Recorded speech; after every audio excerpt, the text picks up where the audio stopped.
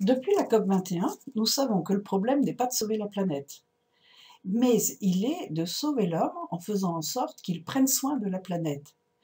L'idéal serait que nous changions de comportement, mais cela risque de prendre beaucoup de temps.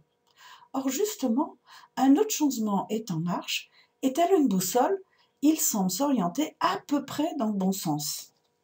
Précision, ce n'est pas le numérique qui change nos comportements, mais c'est parce que nous avons de nouvelles ambitions que nous développons ces technologies. Notre ambition concerne l'estime de soi, et elle passe par le désir de réussir sa vie et non plus d'accumuler de la richesse. Et d'ailleurs, nous confions progressivement à des robots la satisfaction de nos besoins primaires, c'est-à-dire ceux liés à notre intégrité physique et physiologique, ce qui nous permet de nous consacrer justement à nos préoccupations d'un niveau supérieur. Mais cette évolution bouscule nos certitudes à propos de la monnaie, de la démocratie, du travail, et d'ailleurs, nous ressentons le besoin de tout faire évoluer. Mais pour le moment, nous déléguons nos pouvoirs, d'une part aux élus, dont les décisions sont cadencées par des échéances électorales d'environ 5 ans, et d'autre part à la finance, dont les ordres s'exécutent en millisecondes. Or, ces deux temporalités n'ont rien à voir avec les temps de la vie. Alors, si réellement nous voulons réussir nos vies, nous devons trouver le moyen de récompenser aussi les citoyens qui cultivent notre long terme.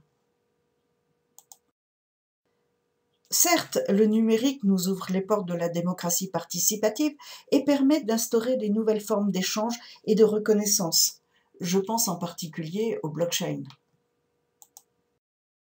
Mais cette évolution risque d'être précipitée par notre drame démographique. Notre planète n'est pas capable de supporter 9 milliards d'habitants. Les Occidentaux sont particulièrement menacés par cette réalité puisqu'ils ont une démographie apaisée, pour ne pas dire somnolente. Et circonstance aggravante, ces drames environnementaux s'intensifient. Cependant, nous n'allons pas recréer pour les migrants les emplois du XXe siècle, puisque le low-cost, bourré de numérique, s'avère finalement plus efficace que les interventions humaines. Alors, certaines nations misent sur la qualité des individus. Ils s'intéressent à l'homme augmenté, développé à grand renfort de numérique, ce qui pose des problèmes éthiques. Mais nous pouvons aussi nous préparer en repensant notre manière d'occuper le territoire, puisque le numérique nous permet de nous éloigner des zones urbaines, de renouer avec des liens sociaux de proximité et, en matière d'alimentation, de repratiquer les circuits courts qui ont fait notre force durant les siècles précédents. Ne l'oublions pas. Quoi qu'il en soit, nous repassons inexorablement du toujours plus au toujours mieux. La compétitivité repose donc sur nos talents et pour gérer ces talents, nous délaissons le management hiérarchique au profit d'un management facilitateur. Jérémy Rifkin nous a promis un monde empathique et d'ailleurs nous nous dirigeons vers des gouvernances plus complexes de type holacratique. Mais attention, l'empathie développe l'esprit de caste et les frictions qui en découlent. Ceci nous invite à surveiller de près nos dépendances numériques et nos stratégies d'innovation. Quoi qu'il en soit, nous multiplions les innovations liées au 2.0.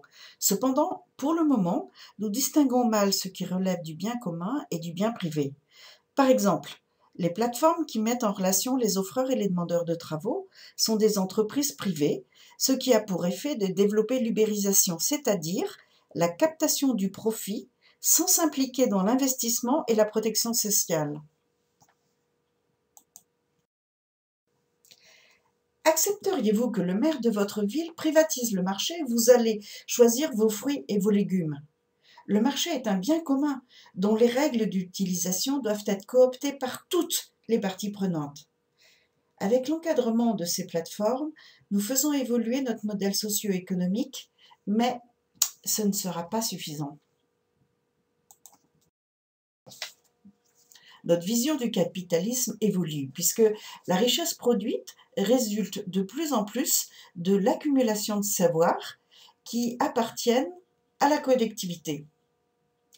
Notre système social n'est pas adapté au chômage de masse, ni au travail en mode projet, ce qui est pourtant un fort vecteur de pollinisation des savoirs.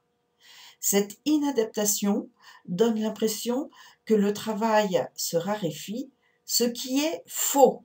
Il y a toujours assez de travail pour tout le monde, car l'homme a toujours des besoins d'un niveau supérieur à servir. En l'occurrence, les tâches qui deviennent importantes sont celles qui permettent à chacun de réussir sa vie tout en développant l'attractivité de la communauté. Je veux parler des tâches liées à la famille, la formation, l'innovation, la vie culturelle et associative, ou encore à la politique et à la spiritualité. Ces tâches, nous les appelons des tâches contributives, par opposition aux tâches productives que nous savons déjà récompenser. Avec l'ère industrielle, nous avons appris à récompenser les tâches productives sur des critères quantitatifs et capitalistiques. À présent, nous allons inventer des mécanismes qui permettent de récompenser aussi certaines tâches sur des critères de contributivité positive et négative. Et pour pouvoir récompenser ces tâches contributives, nous allons devoir toucher à notre pacte social et à la gouvernance de notre monnaie, bien que ceci constitue le pilier de notre vivre ensemble. Alors, pour éviter de repasser par une phase de chaos, nous pouvons nous inspirer du processus de la vicariance et de la simplexité communément utilisé dans la nature. Ce processus permet aux organismes d'évoluer ou de s'adapter sans rupture. Voici comment il fonctionne. Dans un premier temps, un organe nouveau apparaît qui permet de s'adapter à un changement. C'est une vicariance. Puis, lorsque la vicariance semble opérationnelle, l'organe d'origine se simplifie de manière à ne pas accumuler de la complexité. C'est la simplexité. Notre système actuel ne reconnaît que les tâches productives. La vicariance va avoir pour objet de développer les mécanismes de récompense des tâches contributives. Et la simplexité va avoir pour objet de simplifier la monnaie et le pacte social dans une vision globale. La monnaie intelligente va nous permettre de simplifier notre système de redistribution, qui est lui-même composé de fiscalité et d'aide, et dont la complexité est devenue ingérable et surtout source de rigidité. Le revenu de base va permettre à chacun de gérer son parcours de vie au gré des opportunités qui se présentent à lui dans les sphères productives et dans les sphères contributives. Le revenu de base est déjà inscrit dans nos valeurs communes puisque, par exemple, de plus en plus, chacun se distingue par ce qu'il fait, ce qu'il a fait et ce qu'il est, et non plus à travers des signes ostentatoires qui désormais servent davantage à exprimer notre personnalité et notre humeur. Ce que la COP21 ne nous a pas dit, c'est que nous devons nous adapter au plus vite à nos nouvelles préoccupations, celle de réussir notre vie, et tout ira bien.